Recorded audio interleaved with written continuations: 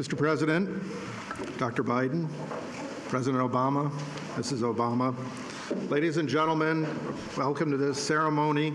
I'm John Rogers, the chairman of the White House Historical Association, and on behalf of the women and men of the association, I'm thrilled to celebrate with all of you the presentation of two magnificent American portraits today to honor and commemorate the indelible legacy of our 44th President and First Lady.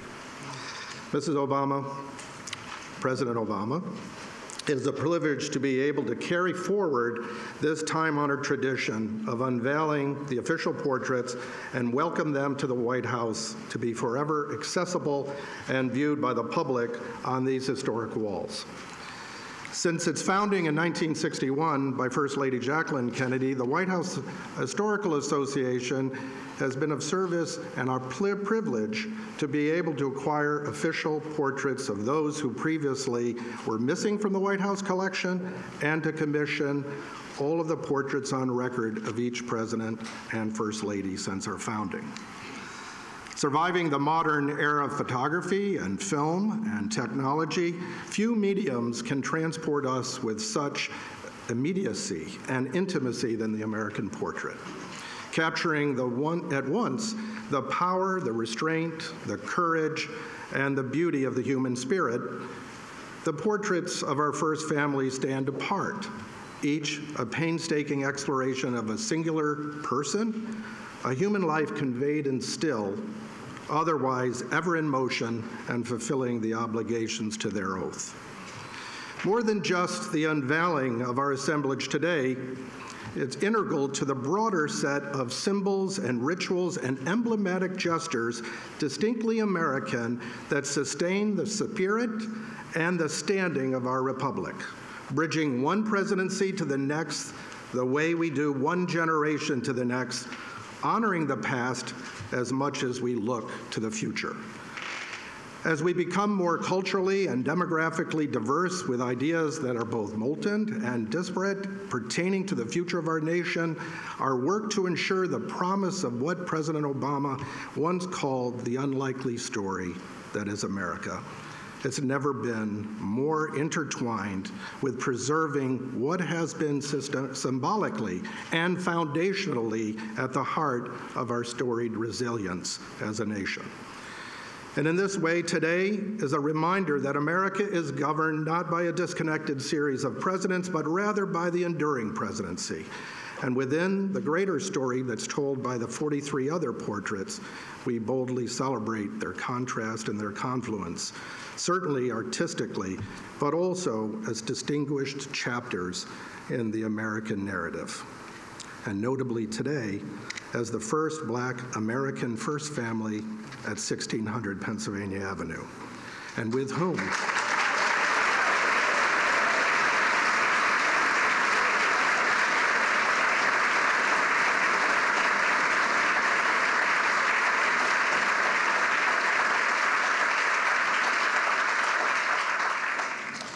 whom we shared the joy of watching your wonderful daughters grow up here and come of age.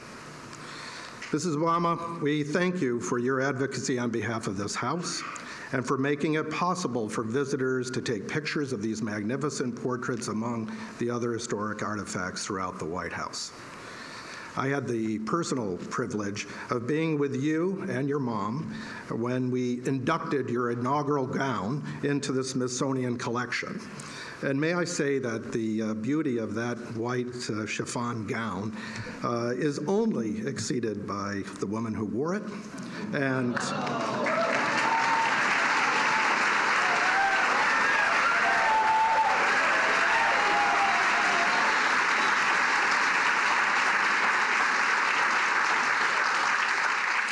whose spirit is captured in this portrait.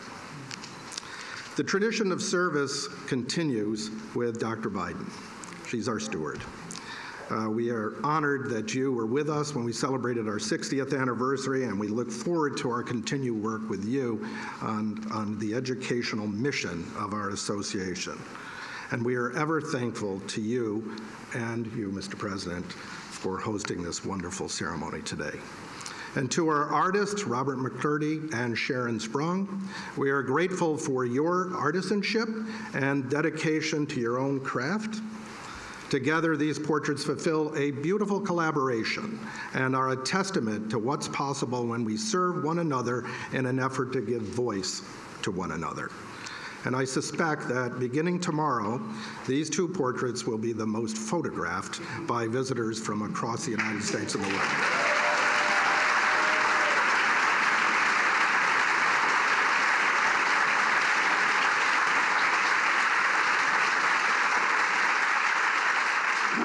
And it's now my pleasure to introduce an admirer of great institutions and national treasures, the President of the United States of America.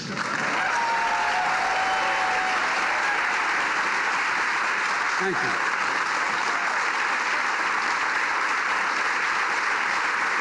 Thank you, thank you, thank you. Thank you.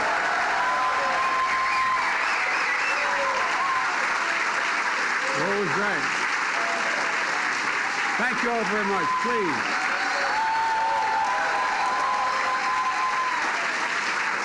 Thank you, thank you, thank you. Please. Thank you, John Rogers and the White House Historical Society. Barack and Michelle, welcome home. Welcome home. Jill and I and Kamala and Doug are honored to host you and so many friends who have been part of this incredible journey. It includes members of your cabinet and staff, some of whom were foolish enough to come work with me.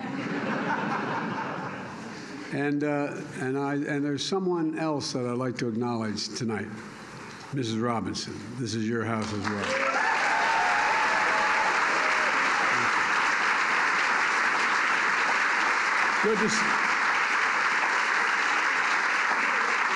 It's good to see you again, Mom. It really is. It's also good to see Miss Wilson, who known affectionately as Mama Kay.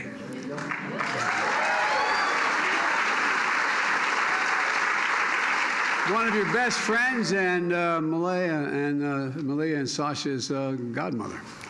And as they say in Southern Delaware, you've done good, kid.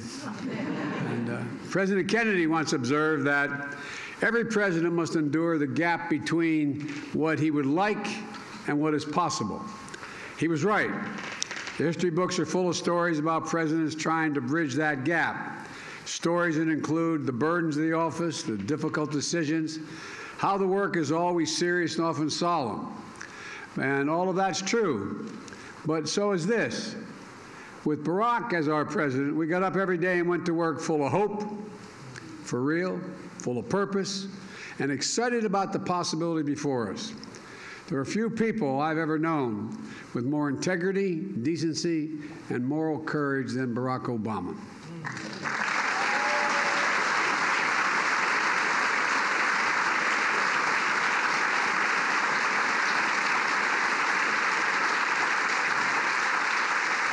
Mr. President, nothing could have prepared me better or more to become President of the United States than be at your side for 8 years. And I mean that from the bottom of my heart.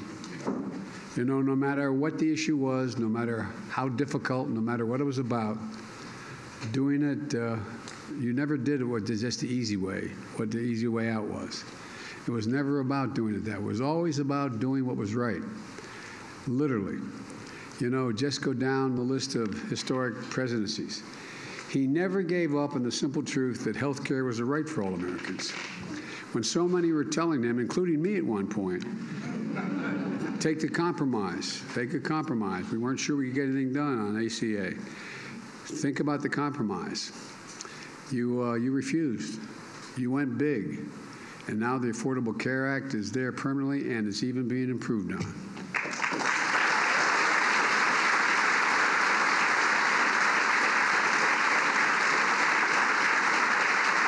I remember what you told me.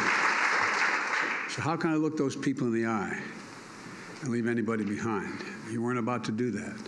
You know, his Recovery Act brought America back from a great recession. The auto rescue protected an iconic industry that represents the nation's heart and soul. And there were a whole lot of people some maybe even in this room, that were telling you we should let the industry go bankrupt. We should let it go. But you wouldn't. You persisted. You insisted. And I remember our conversations. And I'm proud. I'm proud we stood together and wouldn't let that happen. You bet on the American worker. You believed in the American worker. Even though he knew it would be controversial, you stood up for hundreds of thousands of dreamers who only know America as their home. It always boggles my mind that I always can't understand that a 3-year-old kid's going to say, no, Mom, leave me on this side of the Rio Grande. You go ahead and go. I'm serious. So they could stay and contribute, and they've contributed incredibly. Their talents, and it's a great generation they represent. I can go on and defend that you've done, expanding civil rights, issued the clarion call on the climate crisis, helped us find that amazing grace, even in darkness. In countless hours, over countless meetings, under intense pressure, we always knew Barack Obama. We always knew what you'd do, what you thought was right, even if it was going to cost you politically. You know, we trusted him, all of you in this room. We believed in him, and we counted on him. And I still do. And I still do. Folks,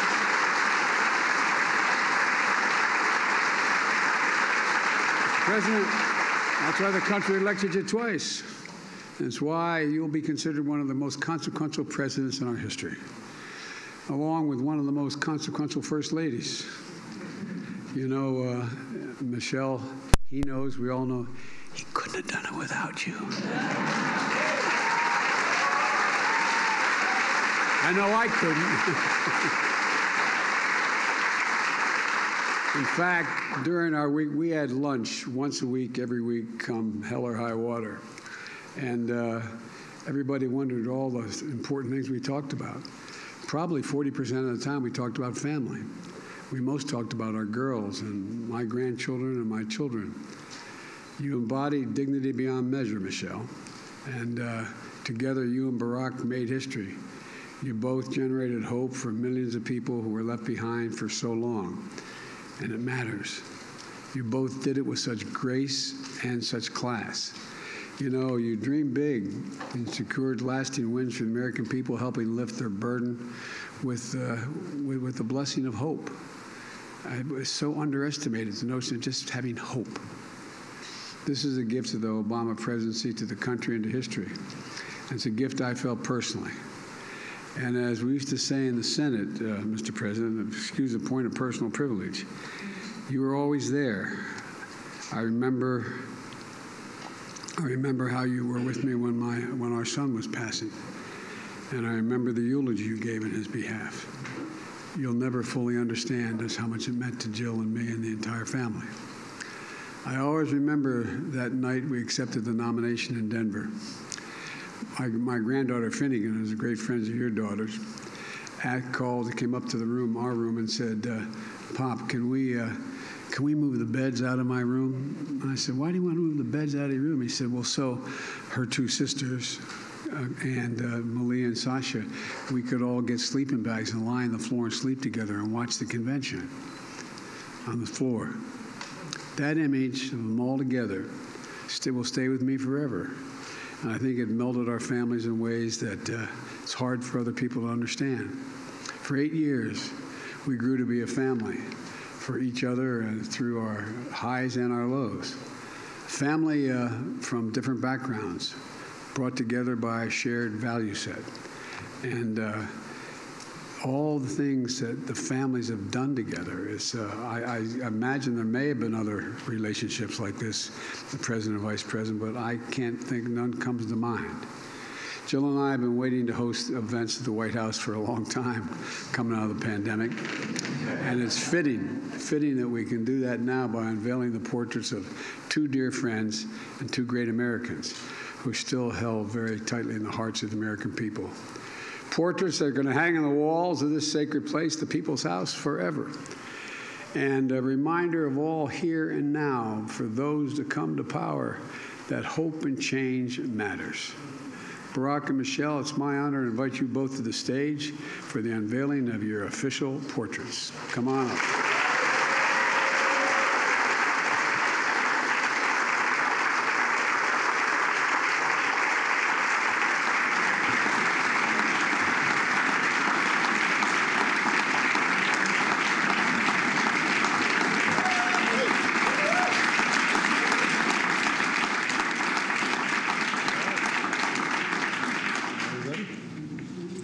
Yes? Okay. There we go.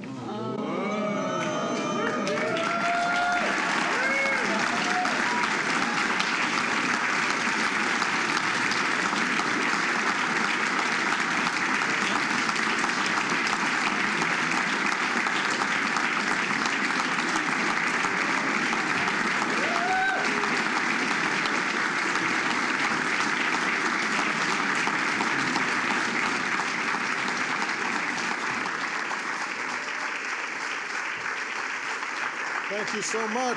Thank you, everybody. Thank you. Thank you. Thank you so much. Please, everybody have a seat. Have a seat. Thank you. Thank you. Thank you. Sit down, everybody. Thank you very much. It is great to be back.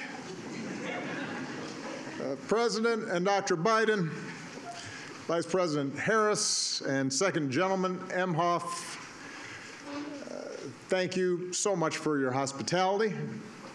Thanks for letting us invite a few friends to the White House. We will try not to tear up the place. Someone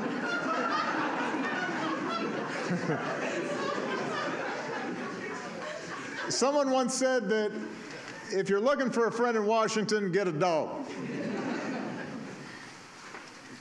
Our family was lucky enough to have 2 wonderful dogs. But I was even luckier to have a chance to spend 8 years working day and night with a man who became a true partner and a true friend. Joe, it is now America's good fortune to have you as president. You guided us.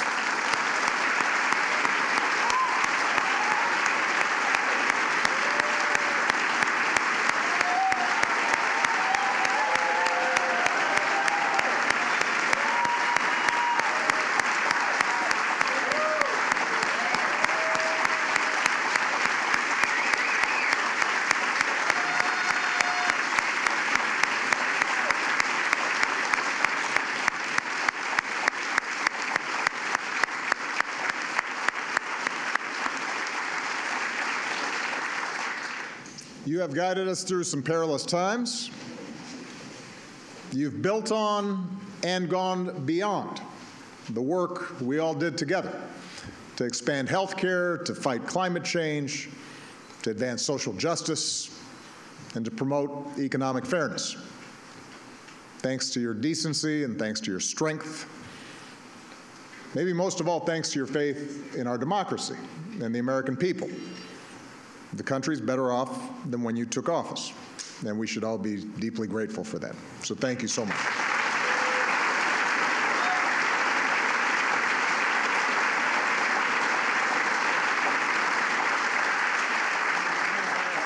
To all the former Obama-Biden staffers who are here in person, some of you are watching at home, thank you for being a part of this.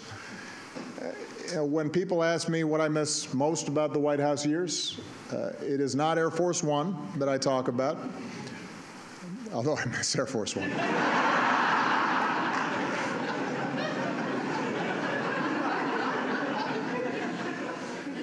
It's the chance that I had to stand shoulder to shoulder with all of you. To have a chance to witness so many talented, selfless, idealistic, good people working tirelessly every day to make the world better. And for 8 years, and even longer for some of you, I drew on your energy and your dedication and your goodness.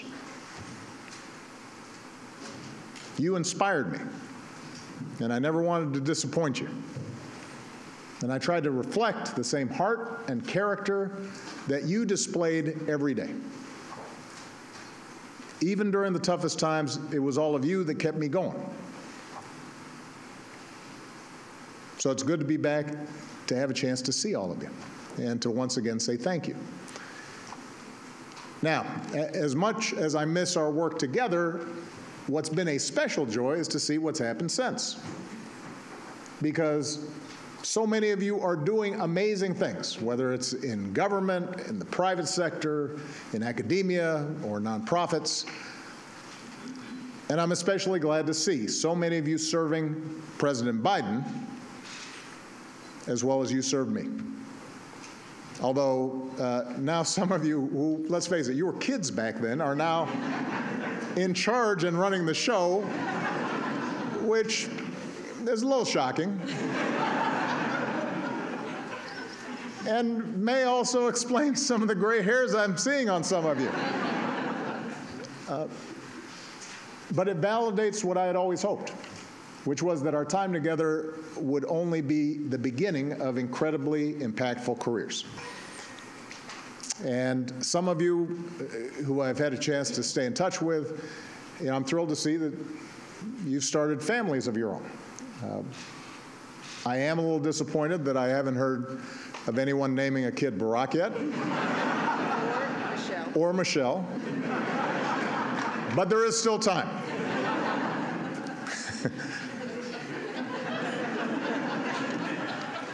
Finally, I want to say a special thanks to the White House staff. We had a chance to see them all beforehand.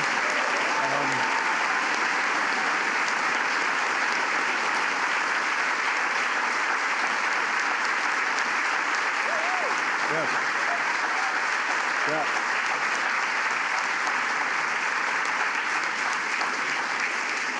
You took incredible care of our family for 8 years, and along the way you became a part of it. And we have not ever forgotten the kindness that you showed us. Now, when Michelle and I had our portraits unveiled at the National Portrait Gallery a few years back, I said that as far as I could tell, no one in my family tree had ever sat for a portrait before. I certainly had not. And now all of a sudden we've done it twice.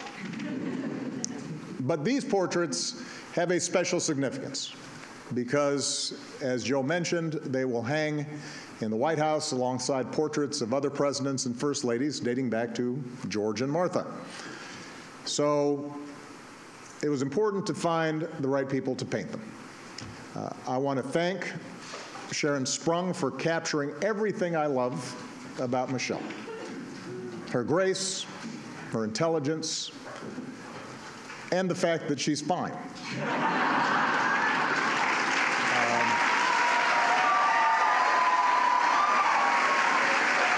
The same.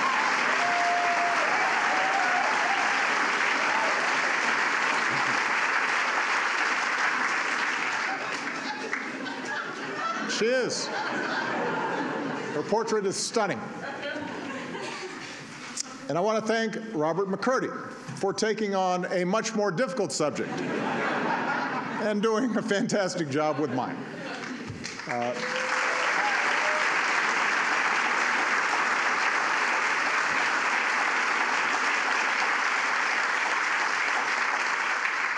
Robert is known for his paintings of public figures: Toni Morrison, the Dalai Lama, Nelson Mandela, Muhammad Ali. But what I love about Robert's work is that he paints people exactly the way they are, for better or worse. He captures every wrinkle on your face, every crease in your shirt. You'll note that he refused to hide any of my gray hairs, refused my request to make my ears smaller.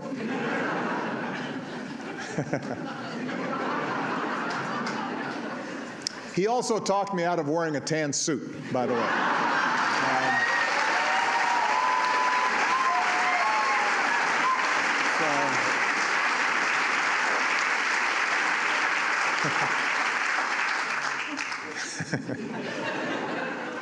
His work is so precise that at first glance it looks like a photograph. And Robert also paints his subjects looking straight ahead. So it feels like you're face to face, forming a connection. And that appealed to me, in part because presidents so often get airbrushed, even take on a mythical status, especially after you've gone, and people forget all the stuff they didn't like about you. But what you realize when you're sitting behind that desk, and what I want people to remember about Michelle and me, is that presidents and first ladies are human beings like everyone else. We have our gifts, we have our flaws. You've all experienced mine. We have good days and bad days. We feel the same joy and sadness, frustration and hope. And while it takes a certain amount of self-confidence to be president, there are nights where we lie awake, wondering if this or that decision was the right one. I've always described the presidency as a relay race. You take the baton from someone, you run your leg as hard and as well as you can, and then you hand it off to someone else, knowing that your work will be incomplete. The portraits hanging in the White House chronicle the runners in that race. Each of us tasked with trying to bring the country we love closer to its highest aspirations. And when future generations walk these halls and look up at these portraits, I hope they get a better, honest sense of who Michelle and I were. And I hope they leave with a deeper understanding that if we could make it here, maybe they can too. They can do remarkable things too. Now, it is my pleasure to introduce someone who needs no introduction. Michelle was the best thing about living in the White House, and let me tell you, the pastry chefs here deliver delicious pies on request, so that is saying something.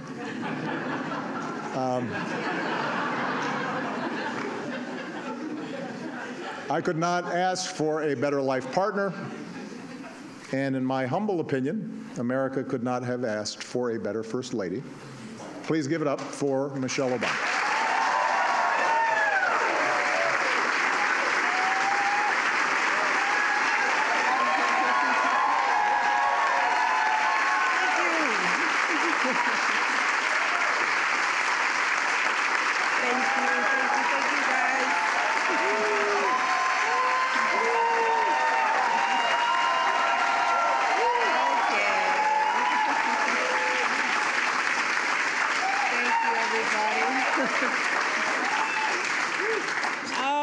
Let me thank my husband, first of all, for such spicy remarks.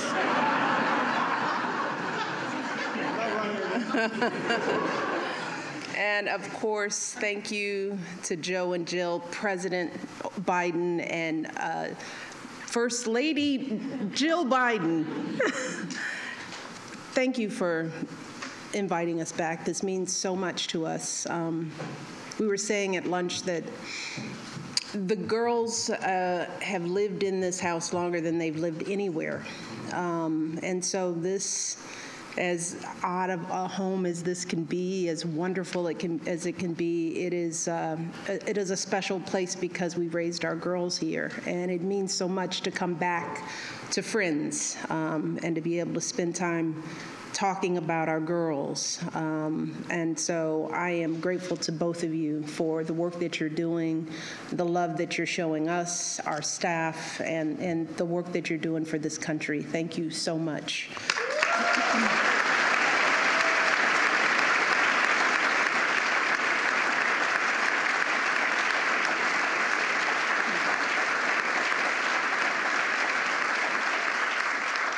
And of course, to Vice President Harris, and I love to say this, second gentleman, Imhoff. Let's say it again, second gentleman. You're doing a great job.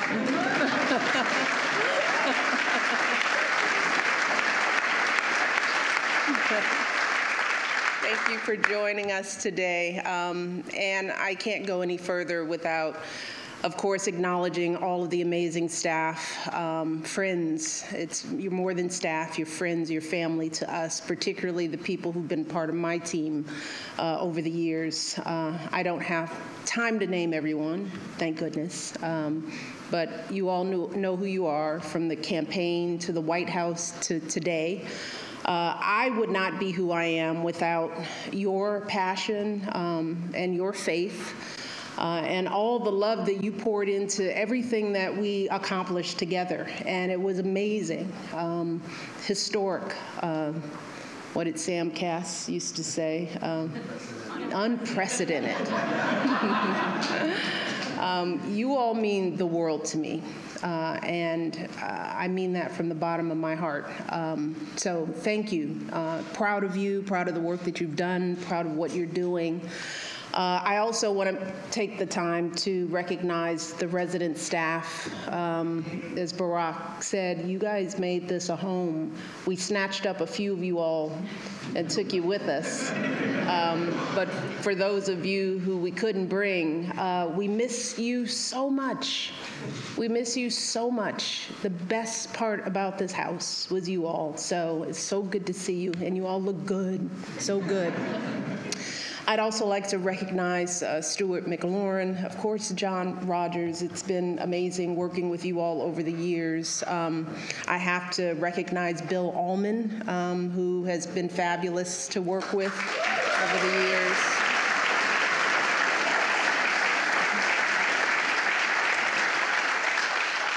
And of course, Thelma Golden and my dear friend Michael Smith for their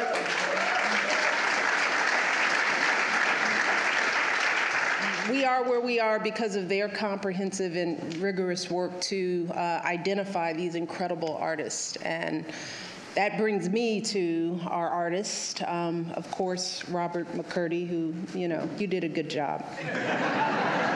did a good job. But I got to spend a lot of time with Sharon Sprung. And Sharon now joins a small but mighty group of women who've painted an official portrait here at the White House.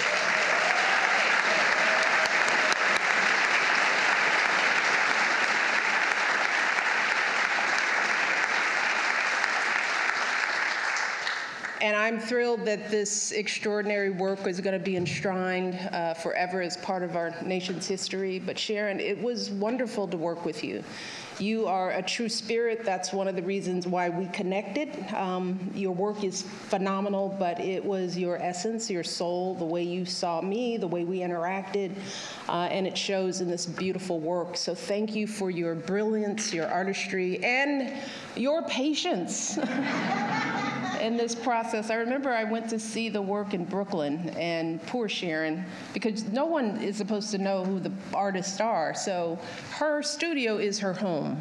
And so she had this piece in her home. You couldn't have guests over. You were frightened that it would get out. You just wanted it out of your space. And every year I thought about, she must be going crazy. So thank you so much. Let's give them both a round of applause.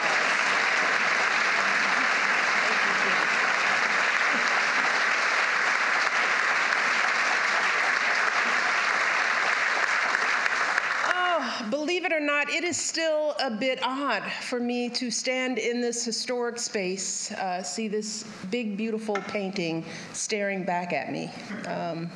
Growing up on Euclid Avenue, Mommy, I never could have imagined that any of this would be part of my story. But even if it's all still a bit awkward for me, I do recognize why moments like these are important, why all of this is absolutely necessary. Traditions like this matter, not just for those of us who hold these positions, but for everyone participating in and watching our democracy. You see, the people, they make their voices heard with their vote. We hold an inauguration to ensure a peaceful transition of power.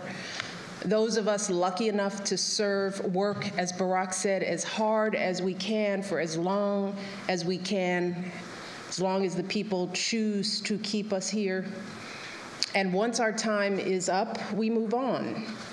And all that remains in this hallowed place are our good efforts and these portraits, portraits that connect our history to the present day, portraits that hang here as history continues to be made. So for me, this day is not just about what has happened, it's also about what could happen. Because a girl like me, she was never supposed to be up there next to Jacqueline Kennedy and Dolly Madison. She was never supposed to live in this house, and she definitely wasn't supposed to serve as First Lady. Love you, Michelle. Love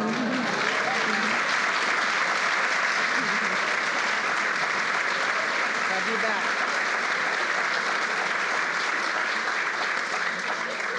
But I've always wondered, where does that supposed to come from? Who determines it? And too often in this country, people feel like they have to look a certain way or act a certain way to fit in, that they have to make a lot of money or come from a certain group or class or faith in order to matter. But what we're looking at today, a portrait of a biracial kid with an unusual name and the daughter of a water pump operator and a stay-at-home mom, what we are seeing is a reminder that there's a place for everyone in this country. Because as Barack said, the two of us can end up on the walls of the most famous address in the world. Then again, it is so important for every young kid who is doubting themselves to believe that they can too. That is what this country is about. It's not about blood or pedigree or wealth. It's a place where everyone should have a fair shot. Whether you're a kid taking 2 buses and a train just to get to school, or a single mother who's working 2 jobs to put some food on the table, or an immigrant just arriving, getting your first apartment, forging a future for yourself in a place you dreamed of. That's why for me, this day isn't about me or Barack. It's not even about these beautiful paintings. It's about telling that fuller story, a story that includes every single American in every single corner of the country so that our kids and grandkids can see something more for themselves. And as much as some folks might want us to believe that that story has lost some of its shine, that division and discrimination and everything else might have dimmed its light, I still know, deep in my heart, that what we share, as my husband continues to say, is so much bigger than what we don't. Our democracy is so much stronger than our differences. And this little girl from the South Side is blessed beyond measure to have felt the truth of that fuller story throughout her entire life, never more so than today. So thank you to President Biden, to Sharon, and to all of you today for playing a part in this day and all the days that led to it. And now it is my privilege to introduce someone who is stepping in shoes and doing it well, someone who has devoted so much of her life to education, working to broaden the idea of whose story matters. Ladies and gentlemen, please welcome my friend, First Lady, Dr. Jill Biden.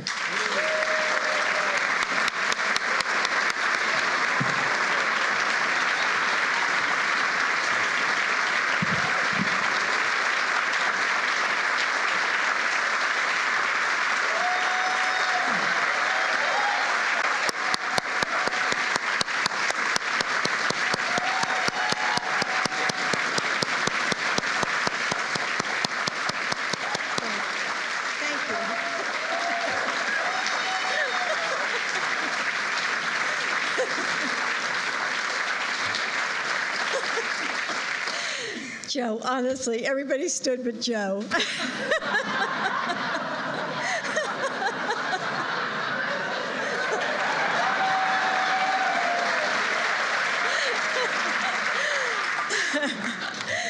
Thank you, Michelle,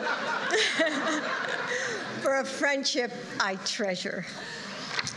14 years ago, Michelle, on a cold night in November, a sea of people gathered in Grant Park to be a part of history. There was laughter and music and dancing. There were tears as friends and strangers alike held each other, overwhelmed with the joy that hope and change had been realized. The crowd roared, radiating the sense that anything we could dream was within our reach. But at the heart of that enormous moment was a family. 2 little girls who would grow up exploring the secret halls and hideaways of the White House. A mom who would bring her whole heart to serving the American people as First Lady, while still guiding and protecting her family with a ferocious devotion. A grandmother who would do absolutely anything for the family she loves, and even move to Washington, D.C.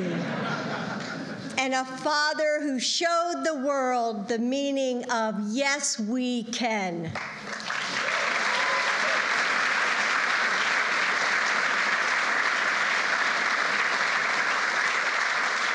For Joe and me and our entire family, standing on that stage next to you was like waking up in a new world, a place where, with hard work, anything was possible. And it wasn't just the Bidens. So many of you were also there. You remember how it felt. It was magic, wasn't it? That night, your family connected us all.